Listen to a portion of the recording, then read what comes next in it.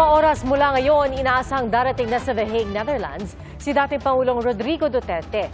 At mula sa airport, dadalhin siya sa detention facility ng International Criminal Court na lilitis sa kinakarap niyang kaso na murder as a crime against humanity.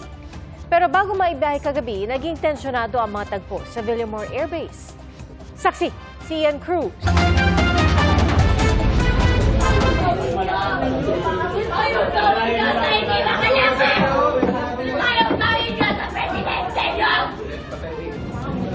Yang mga ganun na reaction ng expected video yan kasi pamilya. Pasado alas 8 kagabi, bago ilipad pa the Netherlands ang inaresto si dating Pangulong Rodrigo Duterte, mataas na ang tensyon sa Villamor Air Base. Iginigiit ni Police Major General Nicolas Torre na sumama na sa kanila ang dating Pangulo papunta sa naghihintay na eroplano.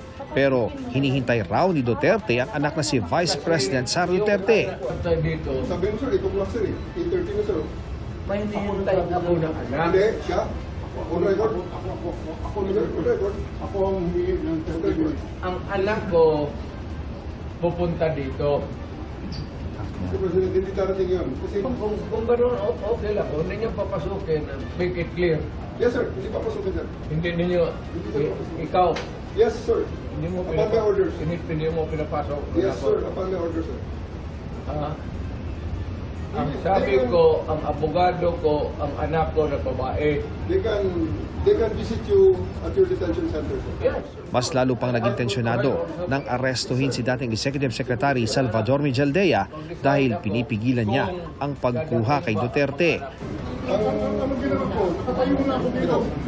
Sir, bitawan mo ako. Ayaw mo na. Ayaw sir. Bitawan mo na ako. Address ako. Bitawan mo ako. You have the right to remain silent. Everything you say can and will be used against you in the court of law. You have the right for an attorney. If you cannot afford an attorney will be according to you. Do you understand this right? You are under arrest for obstruction of justice, 1829, sir. Let's go. Okay. Bosas, please. Bosas. Bosas.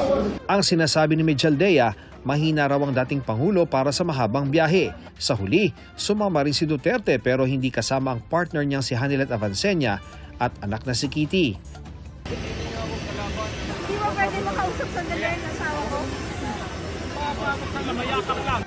Mag-alas 9 ng gabi, naisakay sa Gulfstream 550 private jet ang dating Pangulo.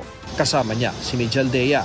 Sabi ng isa pa sa abogado ni Duterte na si Attorney Martin Delgra, may kasama ring nurse at personal assistant ang dating Pangulo.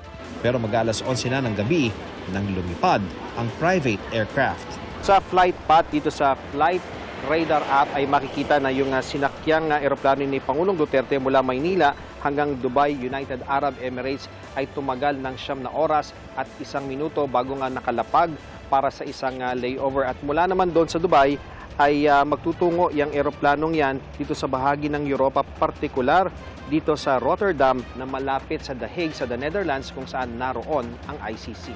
Pasado alas 8 ng umaga, Manila time, dumating sa Dubai ang eroplano para magpagasolina. Nakausap pa ni Duterte ang anak na si Kitty paglapag sa Dubai, base sa IG post ng nakababatang Duterte. May mga pinost din sa Facebook page ni Senador Bongo na mga larawan ng dating Pangulo habang nasa Dubai. Bago mag-alas 4 ng hapon, oras sa Pilipinas, lumipad na ulit ang eroplano papunta sa Rotterdam The Hague Airport. Madaling araw oras sa Maynila sila, inaasahang darating doon. Ayon sa isang source, humiling ang pamilya ni Duterte sa Embahada ng Pilipinas sa the Netherlands na alalayan siya pagdating ng The Hague. Pero hindi raw pumayag ang ICC dahil sa issue ng seguridad. Base sa protocol, ite-turn over ng mga otoridad ang dating Pangulo sa mga kinatawan ng ICC.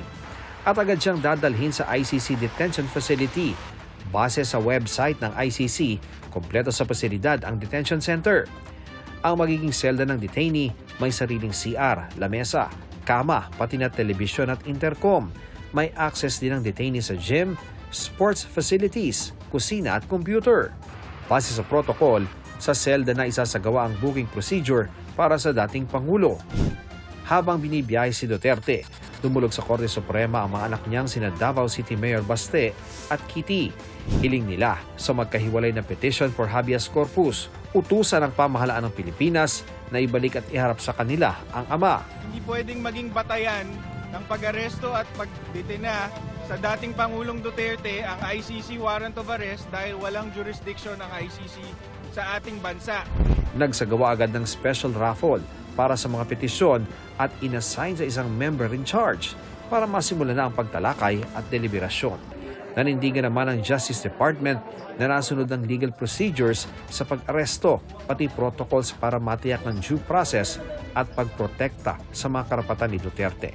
Hindi naman pinagbigyan ng Korte Suprema ang hiling ng dating Pangulo at Senador Bato de la Rosa na agarang bawalan ng gobyerno ang makipagtulungan sa International Criminal Court at Interpol.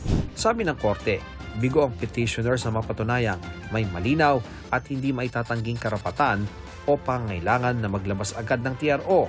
Pero binigyan sila ng hanggang 10 araw lang para magkomento. Ang sabi ng isa pang abogado ng dating Pangulo, hindi na uubra ang mga petition for habeas corpus sa mga anak ni Duterte.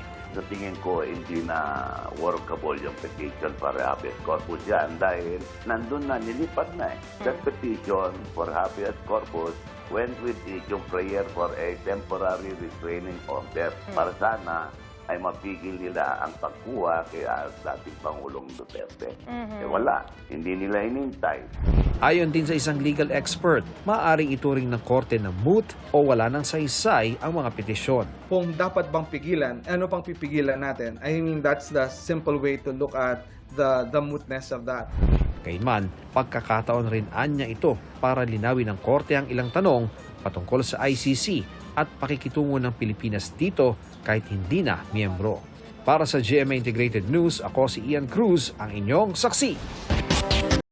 Mga kapuso, maging una sa saksi.